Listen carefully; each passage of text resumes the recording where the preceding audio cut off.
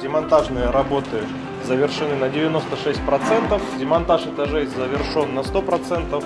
Мы сейчас находимся в филиале номер 2 консультативно-диагностического центра номер 6, который находится в активной стадии капитального ремонта.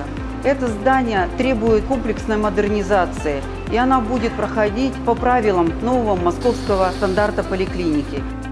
Изменятся интерьеры поликлиники, изменится внешний облик поликлиники, заменятся все коммуникации, кабинеты приема пациентов оснастят эргономичной мебелью, появятся уютные светлые холлы и зоны ожидания врачей. Вся поликлиника будет оснащена новым современным оборудованием. Одна группа будет расширяться, эти две части мы будем вырезать. Материал, необходимый для выполнения работ, закуплен в полном объеме, работы идут в плановом режиме.